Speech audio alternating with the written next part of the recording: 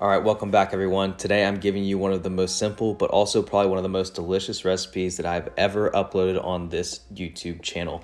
It is an Asian style marinade that you can use for any type of meat, whether it be chicken, pork, beef, even seafood.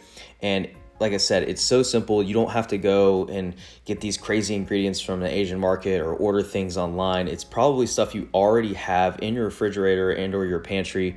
And like I said, we'll throw it together. It takes 5 seconds to put together and marinate, grill, and I'll show you guys every step of the way. I'm excited to share this recipe with you guys, and I hope you enjoy it.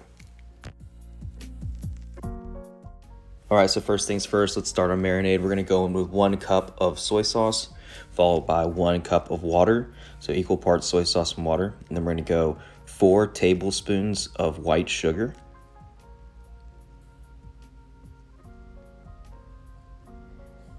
then we're going to add in 1 tablespoon of ground ginger and 1 tablespoon of granulated or garlic powder, and then just a teaspoon of black pepper. Give that a mix, and seriously, that's it. That's the entire recipe right there. And yeah, it's like I said, super simple. It's easy to find ingredients. You don't have to go get anything. You don't even need anything fresh. It's all, powders and everything. But I promise you, make this, try this, you're gonna be blown away. So now what I've got here is 4 pounds of boneless, skinless chicken thighs, and I'm just gonna show you guys how I like to kind of cut them, how to trim them up. I just like to trim off a little bit of the fat, and also I like to kind of level them out and make them a little bit more even so that they cook faster and they cook a little more even. So as you can see here, I just trim off the fat on one side, flip it over, trim off a little bit of fat on the next side. And then you can see there's one side that's a little thicker. What I like to do is just kind of run the knife, almost like butterfly that piece, just so that it's laid out flat and even. And you can do that on both sides if it's a little thick on both sides. And there you go. All right, so now that you've got the chicken prepped up, what we're gonna do is take that marinade and pour it over the chicken. Then we'll go in with a clean hand, give it a good mix, and after that we'll just cover it, put it in the refrigerator for so at a minimum of 30 minutes. 2 hours is right on the money, but if you have the time, go ahead and marinate it overnight, and that would be ideal.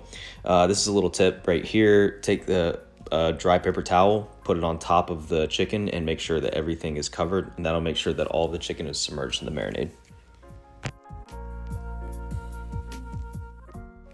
All right, so after 2 hours of marinating in the refrigerator, I've got my grill heated up to 500 degrees here. And you can just spray down a little bit of nonstick spray, or you can rub the grill grate down with a little bit of oil on a paper towel, or however you like to season your grill. And yeah, literally just gonna go out and put the chicken on, lay it out evenly. I'm going closed lid here. It just cooks a little bit faster, but feel free to do open lid if you want. Also depends on what type of grill you're using. If you're using charcoal, probably open lid would be the best for charcoal, I would imagine. Even a gas grill, you probably want to go open lid. I am using a pellet smoker grill, so if you've ever used one of those or familiar with those, they're a little bit different than normal grills, a little different than charcoal or gas. So a lot of the heat comes from like the smoke. So yes, it is get up to 500 degrees, but charring and getting a good sear on it's a little easier if you have the lid closed. I've got my thermometer here, just taking a reading on it. Just make sure that you want to get go for the thickest pieces and make sure you get at least to 165 on this chicken. And chicken thighs especially, they are hard to overcook, so don't even worry about going up to 170 or whatever. You'll be fine. They'll still come out really tender. All right, so now this is a 2-part recipe. What I'm just going to show you guys here is a very, very simple, basic teriyaki sauce that anyone can make with very, very easy to find ingredients. So what we did is we started with 1 cup of just store-bought vegetable stock. Honestly, I think it was like Kroger brand or something. 1 cup of that, 1 cup of soy sauce, and 1 cup of sugar. So we're going equal parts of all those. And then we'll do 3 tablespoons of cornstarch and a pinch of ginger powder, and then a pinch of garlic powder. And that is it. So just make sure that everything is mixed thoroughly. Make sure all that cornstarch gets mixed in or else you'll have little lumps.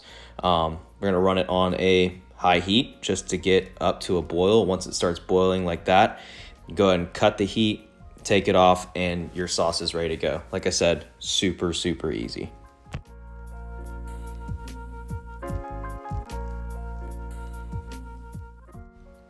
All right, a little bit of green onion for some garnish and some color. So what we're gonna do here, you can see I just cut off the white tips, just the root ends, and then I'm just cleaning up any loose pieces off the end. So I'm only gonna use the green part here. So what we're gonna do is we're gonna take that white part and set it off to the side. Now I've got all of the green part here, and this is the best part for garnish. I'm just gonna cut it at a slight angle here, and you'll see the result that you get from that is like a really, really pretty kind of restaurant style, garnish onion that you would see.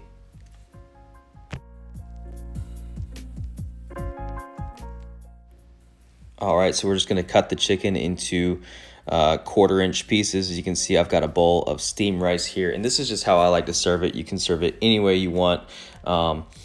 And then what we'll do is we'll go in with that teriyaki sauce that we made earlier. Look how awesome that is, super thick and glossy looking. And it's got a lot of flavor from that vegetable stock.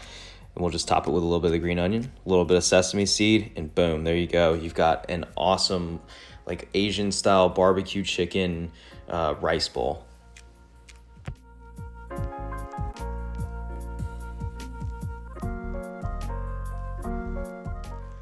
All right, so there you go, everyone. Japanese style barbecue chicken using really, really, really easy to find ingredients.